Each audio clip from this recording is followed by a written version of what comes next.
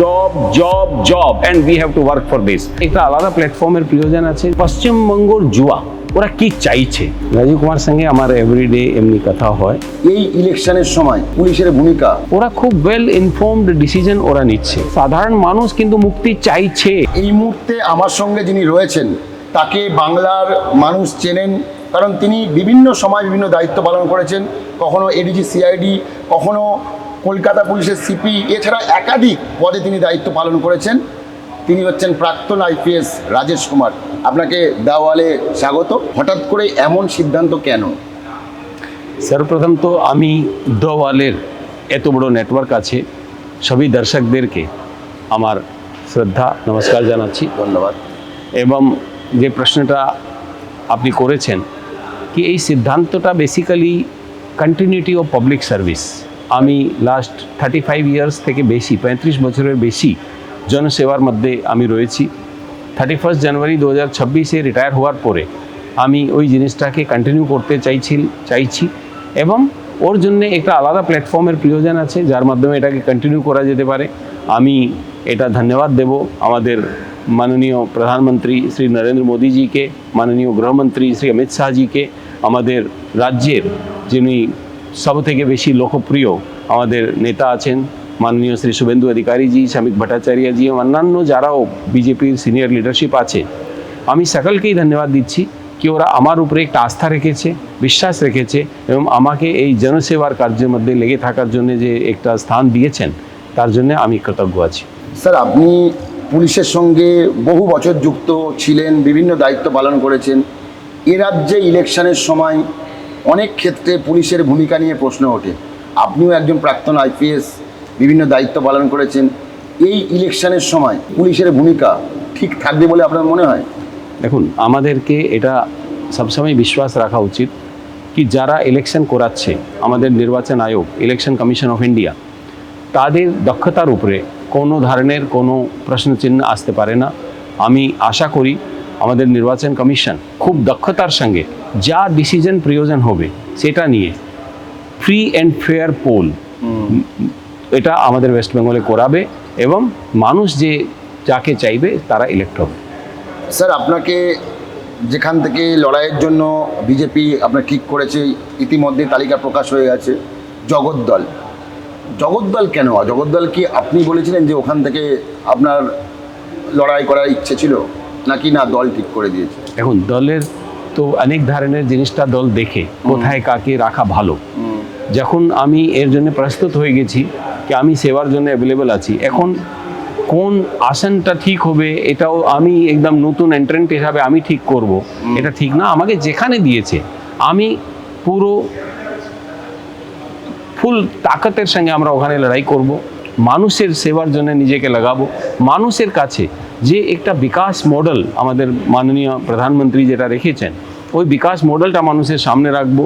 আমরা যে জগদ্দলের যে বেসিক প্রবলেমস আছে, সড়কের প্রবলেম আছে, জলের প্রবলেম আছে, ড্রেনেজের প্রবলেম আছে, এমপ্লয়মেন্ট একটা প্রবলেম আছে, ইন্ডাস্ট্রি যে প্রবলেম আছে, এই যত ধরনের সমস্যা ওখানে রয়েছে, ক্রাইম ক্রিমিনাল অ্যাক্টিভিটিজ অনেক বেশি আছে, এই সব জিনিসটা থেকে সাধারণ মানুষ কিন্তু মুক্তি চাইছে।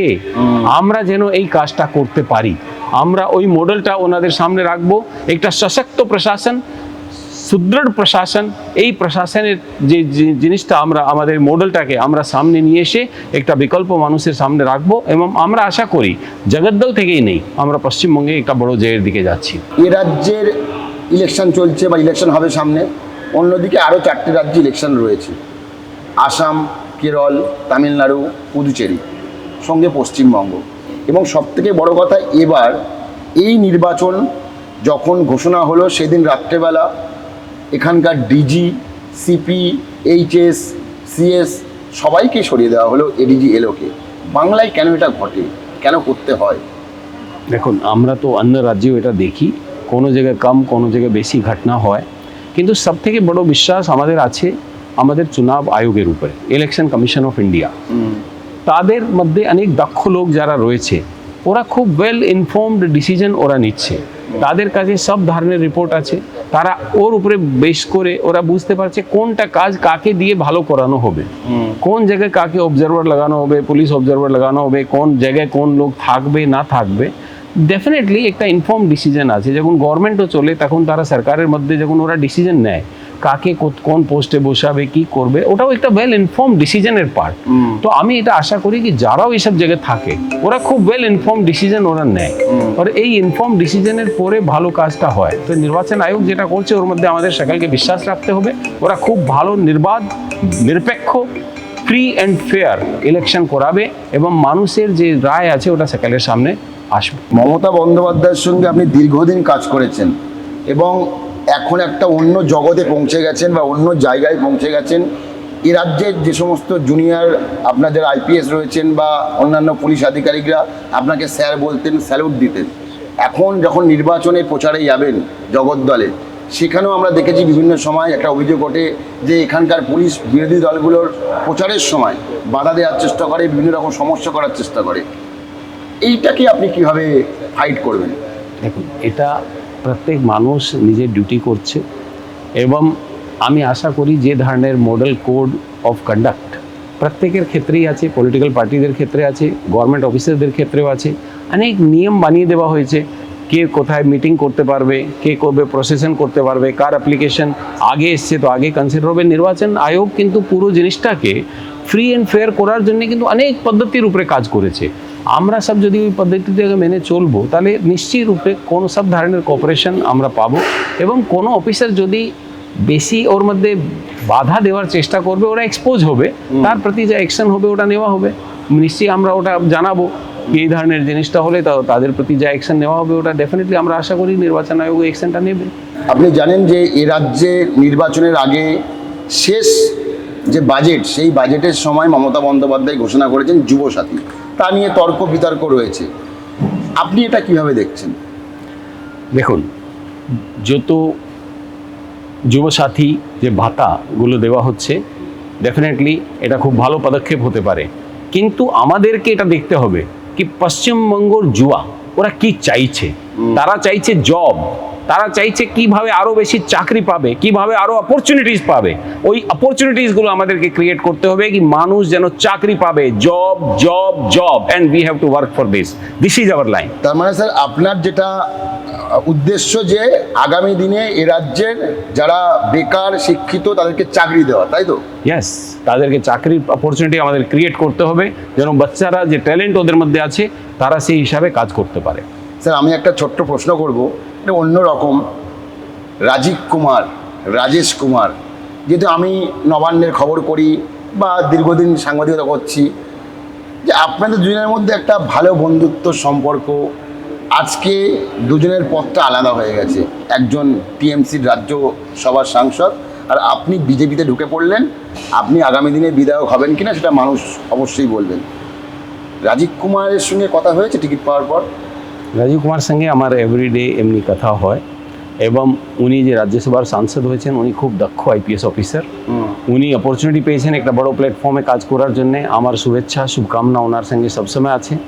আজকে আমি একটা অপরচুনিটি পেয়েছি, ডেফিনেটলি ওর শুভেচ্ছা শুভকামনা আমার সঙ্গে আছে। টিকিট পাওয়ার পরে আমাদের এখনো কথা হয়নি, কথা হবে ডেফিনেটলি, বিকজ আমরা তো 35 বছর ধরে একসঙ্গে আছি, কাজ করেছি।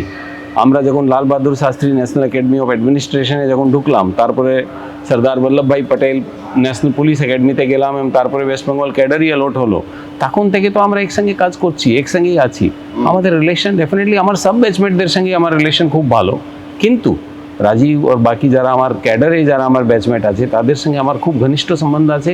তো আমরা ডেফিনেটলি ওই বন্ধুত্ব তো আমাদের থাকবেই। তো মানে আপনি ঠিক এটাই বলতে চাইছিলেন, রাজীব কুমারের সঙ্গে পার্সোনাল সম্পর্ক একদিকে আর রাজনীতির মতো বন্ধুত্ব টিকে থাকবে বলে মনে করছেন? আমি আশাবাদী। স্যার, যারা এই মুহূর্তে আপনার জুনিয়র আইপিএস অফিসাররা তারা কি অভিনন্দন জানাচ্ছেন?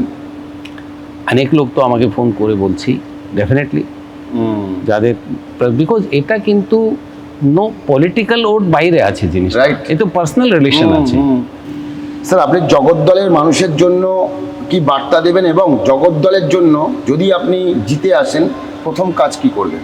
কারণ মানুষ তো এটাই জানতে চান যে তার বিধায়ক তার এলাকা নিয়ে কি ভাবছেন। দেখুন, জগদ্দলের মানুষের অনেক ধরনের প্রবলেমস আছে। ওখানে রাস্তা একটা প্রবলেম আছে, জলের একটা প্রবলেম আছে, ড্রেনেজ একটা প্রবলেম আছে, আনএমপ্লয়মেন্ট একটা প্রবলেমস আছে, মানে আমাদের ইন্ডাস্ট্রিজ অনেকগুলো প্রবলেম আছে, বাচ্চাদেরকে আইটি এর এসব ক্ষেত্রে কীভাবে ওরা কাজ পাবে এটা একটা সমস্যা আছে। তার সাথে সাথে crime and criminal activities, Right. এটা একটা বড় ইস্যু ওখানে আছে। আমি এটাই ওদেরকে বার্তা দিতে চাই কি আমি যদি ওনার প্রতিনিধি হিসাবে ওরা যদি আমাকে আশীর্বাদ দেবেন, তাহলে নিশ্চয়ভাবে আমরা এরকম কাজ করে দেখাবো কি জগদ্দল সর্বশ্রেষ্ঠ কনস্টিটিউয়েন্সি হিসাবে ওয়েস্টবেঙ্গলে জানা যাবে।